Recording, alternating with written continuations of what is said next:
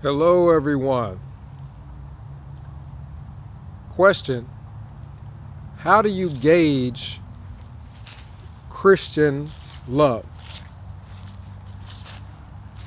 Now, when you think about it, love is supposed to be the identifying mark.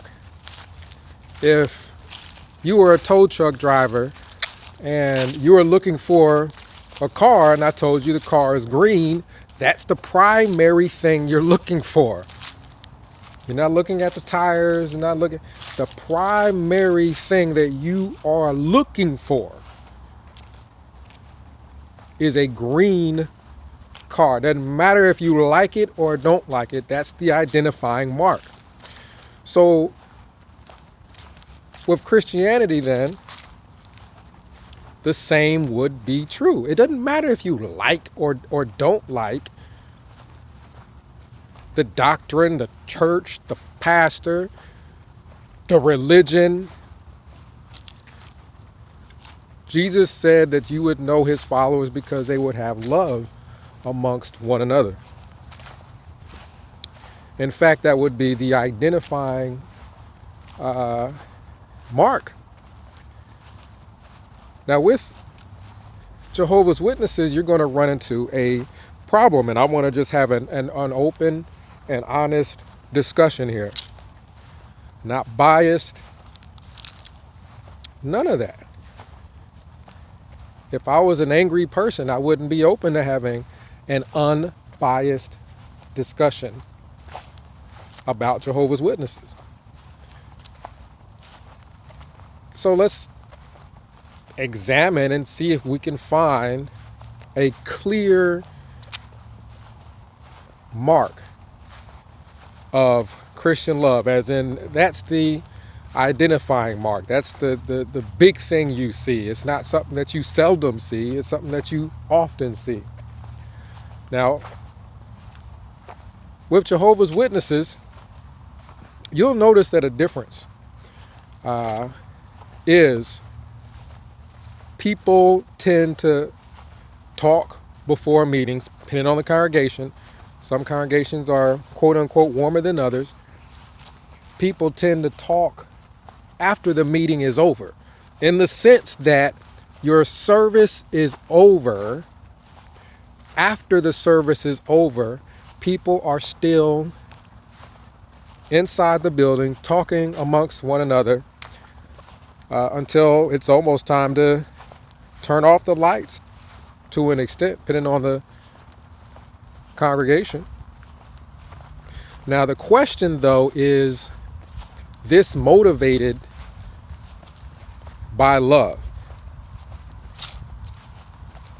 Well, with Jehovah's Witnesses, the problem is that a lot of what they do, they can benefit from. So if I do something for you, but then I ask you to pay me for it, you can't necessarily say I did it out of love. You can't say I didn't, but you can't say, well, I know this person's doing this out of love because he's benefiting from what he's doing. He's getting something else out of it. With Jehovah's Witnesses, you have an environment where a lot of men want a title. They want to be a ministerial servant. They want to be an elder. They want to be a circuit overseer. They want these positions, these prominent positions that you can get as a Jehovah's Witness, not by going to a seminary, not by going to college, not by necessarily being any more knowledgeable than anyone else, but by being liked, right? It's almost political. I shouldn't say almost, it's pretty much flat out political to an extent, that you can become a ministerial servant because the congregation in general likes you. If you're a ministerial servant, you can become an elder Because the congregation, to an extent, likes you. People like you when you stand around and make small talk with them. You see it in politics. If a politician goes to Wisconsin, meets with a crowd of people, shaking hands, kissing babies, are they doing it because they love the people and want to serve the people? Or are they doing it because if those people like them, they will vote for them? Right? You don't know, because they benefit. These politicians, when they go out and they do these things, they benefit from what they're doing. You see them go to an LGBT, if I'm pronouncing that correctly, movement or something to that effect. Shake everyone's hands there. And of course, make sure that pictures are being taken and that they're being videotaped. Do they really care about lesbian, gay, transgender, bisexual people? Or do they want their support so that they can get the position that they want? That's the question I have for Jehovah's Witnesses. I know that sometimes Baptist, Pentecostal, other religions, sometimes they will have separate gatherings for socializing. Because sometimes after church, people go to lunch, they go wherever they go. They don't all just hang out in the building. But with Jehovah's Witnesses, you have people hanging out afterwards. The problem with that is Jehovah's Witnesses promote just random. They don't have to be educated. They don't have to be anything but liked by the elders. Liked by the other people. You have people who are qualified to have position. I know of people, I remember people I'm related to, that's how I know them, that would have comments. They would be in the ministry. They would have their children commenting at the meeting, but wasn't made a ministerial servant. There's a problem with that. Because they're doing everything they're supposed to do. You guys, I'm sure, know of people who doing what they're supposed to do, but for some reason the elders won't make them a ministerial servant, or that ministerial servant's just not being made an elder for some odd reason, or they won't let somebody get baptized for some strange reason. But they're doing everything that they can do. Well, they don't like them. They don't like them. Something about their personality and the personality of everybody else on the servant body or the elder body doesn't click. So to a degree, it almost doesn't matter. They're going to hold off until they almost have to promote that person. That sometimes is why you see all these people hanging out afterwards. It's putting on a show. It's the same show the politicians put on. How do you know? Well, politicians looking to get support. People at the hall looking to get support. They want to give public talks. They want this, they want that. That's how you get it. So you can't look at Jehovah's Witnesses and say, well, because they socialize at the Kingdom Hall before or after a meeting, they are then loving people. There's other things that's motivating that. Another huge thing that you can look at, and this is just using pure logic. Again, this is not me telling you what I think so much as this is just using pure, unbiased logic. If you have a group of people who, I'm going to have to head back this way. I had some pizza and I sat it down at the bench. And let's not get too far away from that. If you have people who you can't get them out the building because they're so busy talking, if that's because of love, then that's going to continue on throughout the week. You're going to get a phone call from some of these people. You're going to start getting visits from some of these people. But what do you hear often, especially if you were raised in this religion?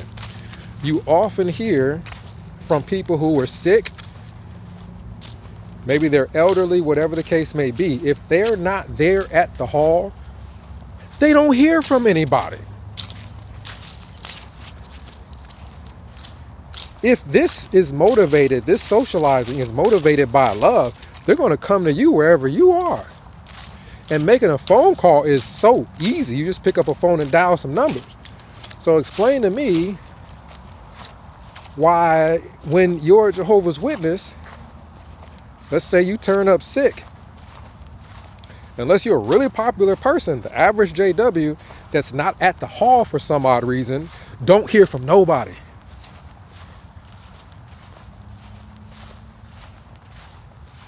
Why is that? You have to be there, you know what I mean, for you to count at all socially. Not only that, but J-Dubs and your congregation is doing well if they have one picnic a year. If they at least have that, they're doing well. Because a lot of halls that I've seen, they don't do nothing socially outside of cliques. Cliques are little groups within the group of people who favor one another for some odd reason. This isn't Christian love that extends to everyone.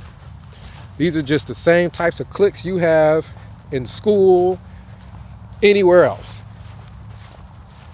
People that know each other, they're related, or they like each other for some reason. They have certain things in common, and they want to befriend just those people in that circle and not extend outside that circle. That's really bad amongst Jehovah's Witnesses. And understand that people are going to say, well, what about this group of people? Or what about that group of people?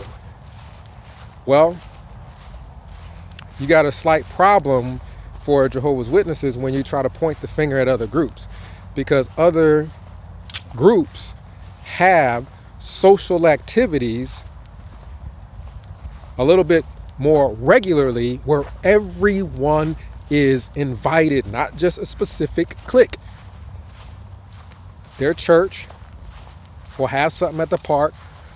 There was a Catholic church that had a whole fair for everybody. You didn't have to be a member of that church to go. That's not called a clique. So if you're a Jehovah's Witness and for just some odd reason you just decide as a whole, for the most part, as an organization as a whole, we are not going to have social gatherings. I know this is hard for a lot of people that aren't Jehovah's Witnesses to understand, because a lot of churches have things after church or whatever. JW, Jehovah's Witnesses, a lot of times do not. They don't have anybody organizing activities of any sort. All they have, for the most part, is maybe a picnic at the end of the year and people talking at a meeting. That is it. If that was love, they would want that to continue. They would want that to extend outside of just the meeting. And it doesn't. So I just can't say that fellowship before and after a meeting, that's love. I can't say that because of the reasons I've explained. Field service. Well, Jehovah's Witnesses go and they knock on doors. Sometimes they do it in the cold. Sometimes they do it in heat. Well, that's love. Got a problem. There's something called a field service slip. This is a slip of paper. The only reason I'm explaining this is because some people may not be that familiar with it. But if you are familiar, you know there's a sheet of paper where it's almost like totaling up points. You put down how many placements, how many hours you've spent, and you actually turn that in to people at your congregation. Problem. People can be knocking on doors, tallying up hours that they turn in, that they can then be promoted because, hey, look at how much time he spent out in service. Let's make him a ministerial servant. We can rely on him to be going out and, take other people out, or whatever the case may be. You have a benefit outside of doing something just out of love. Oftentimes you have some of the older ones that aren't looking to be ministerial servants and not looking to be elders. You're going to have them out for an hour, and probably 15 to 20 minutes of that hour is going to be spent at McDonald's. I mean, that's because they got to go out. And that's the case with everybody. But when you see people who aren't looking to be promoted, you don't see all this quote unquote zeal as much. You see it from people that are looking to be a servant, or a servant looking to be an elder, or an elder looking to be a CEO or look better than everybody else. So since going door to door is used as a stepping stone to move up in Watchtower, you can't use that. There just isn't very much that Jehovah's Witnesses do that they're not getting something out of. Very little that Jehovah's Witnesses do that they're not getting something out of. Now, this is going to be the kicker. I mean, heck, I'll even throw in, before we go to this next point, the Watchtower study. The person conducting, half the time he's calling on all his buddies, or he's calling on his relatives, or he's calling on his wife 30 times.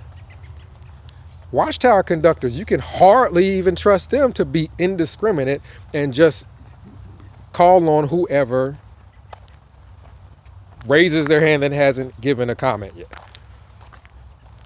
Now, what that is the magazine that Jehovah's Witnesses study on Sundays. There's questions under every paragraph, and everyone supposedly is welcome to answer those questions. I came from a congregation where there were very few people invited to answer. A lot of the black people that weren't already, if you weren't a servant and you weren't an elder and you were black, don't even raise your hand. And it was so bad that you could sit in the front of this particular hall and raise your hand all day and night, and the conductor didn't give a rip. If everybody in the hall saw that he wasn't calling on you, he wasn't calling on you. And there wasn't nobody else in the elder body that's about to do anything about it. There's very little that you see Jehovah's Witnesses doing that you can't say is motivated by something else. Now, this is what will drive it home. Bethel. At Bethel, not at the hall. Bethelites at and around Bethel. You can say, well, your conduct, what you're doing at Bethel, doesn't really benefit you anyway, because your congregation doesn't see what you're doing at Bethel. A Bethelite will put on a show for his congregation because Bethelites are still trying to move up in the congregation. They want to be servants. They want to be elders. They want to be Bethel elders. So the show is still being put on in the kingdom hall, in the congregation. But at Bethel, there's no reason to put on a show as much now, is there? No, right? How are you going to benefit? They're not. How are they benefiting? So if they're doing good, kind acts, just in general at Bethel, then you can say, yeah, there's a sign of love because these are people doing things, loving towards one another where they don't really benefit. Their hall doesn't know about it. And it's not like Bethel just hands out Citizen of the Week awards or Citizen of the Month awards. So whatever you do in your residence, in your room, whatever at Bethel is generally who you are. Well, I talked to a fellow Bethelite not too long ago, probably last week or earlier this week, actually. And he was telling me about his roommate. Now, I didn't know that he roomed with a Bethelite that was in my hall. So to an extent, we somewhat knew each other, or we knew of each other. And he's naming names that I know because I've heard of these people. And he's talking about people who worked in the kitchen, lived with him in a 3-man room. And the people that worked in the kitchen had different hours. They had to be at work super early sometimes. And what this person would do is turn on a light while everyone else is asleep. You're laying on the floor asleep, and he's, excuse me, kicking you or stepping over you, making sure to bump into you to wake you up because he's waking up. These are the sorts of things that happen at Bethel because people are being who they are. I had a roommate that, we never talked. We never really talked because it doesn't benefit him. What does he get out of it? He's not going to do something out of the kindness of his heart as if he's loving. No more than the other Bethelite that gave experiences he had with his roommates. They're not doing anything for him either because they're loving or something to that effect. They have nothing to gain, so they're going to be themselves. So I remember being up studying, sitting down at the table studying, and I would do that often in the room when my roommate was at his meeting because I actually had a few hours alone in my room. Well, he would come in and immediately cut off the light right where I was. Cut off the light. Literally, you're sitting at the desk studying. Imagine this. Somebody opens the door, open, shut, comes in, cuts off the lights where you are so you can't see, cuts on either the television or the radio and turns it way up. You're talking people that do not give a rip about other people when it comes to, there's no way that they can benefit from it. Now, if this was at the hall, congregation, or around his assignment and other people are looking, oh yeah, he's smiling at you, hey, how are you doing, and everything else because you're benefiting. So none of those things are a sign of love. And I mentioned this before in videos where morning worship at Bethel was my morning comedy show because they were constantly talking about things we didn't do at Bethel. You had a text, daily text read, then you had comments, then you had further discussion.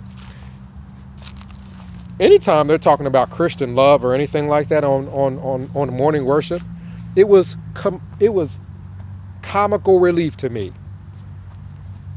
because they're talking about stuff that nobody's going to do. I could guarantee you that they're not going to do it because they don't benefit. They don't get nothing out of it. At the congregation, somebody's going to smile at you and shake your hand because other people are watching that are gauging this person And that could have a determining factor on whether or not they're promoted to servant, elder, or what have you. But at Bethel, if you're walking past somebody in the hall, you say hello to them, you don't necessarily get nothing out of it unless that's somebody that is in your Bethel clique, someone high up at Bethel, or somebody whose sister you think is cute, or someone in his family you think is cute, so you want to get to know him so that you can get to know her through him. I saw a lot of that at Bethel, especially people from Hawaii or from the islands or something to that effect that are serving at Bethel. Yeah, people are going to kiss up to you because they want to know if you got a sister or a cousin, or if they know that you have one because she's come to tour or come to visit you. Yeah, you're going to have a lot of friends. But I'll just be 100 with you guys. There was nobody that I can recall at all, period, ever, that was at Bethel that kind of took you under their wing as a young Bethelite male that I did not get gay vibes from. Now, I'm not anti-gay or anything to that effect, but again, that's not pure motives. I told you about the guy that took people out to the cabins.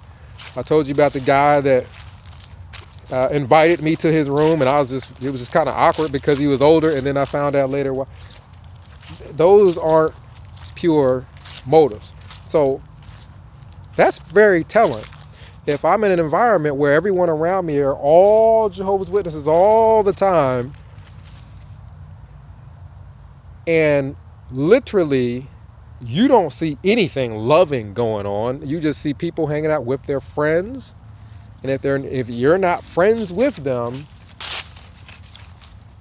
they may or may not speak to you. I was in the C residence.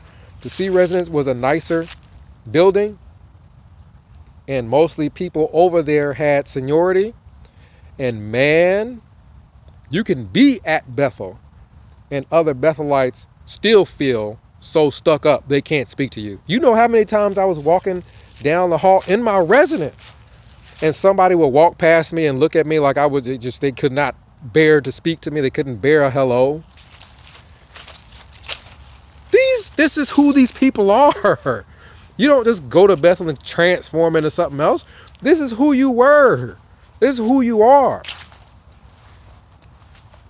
You guys know Andrea, my stepsister, does videos, and her father,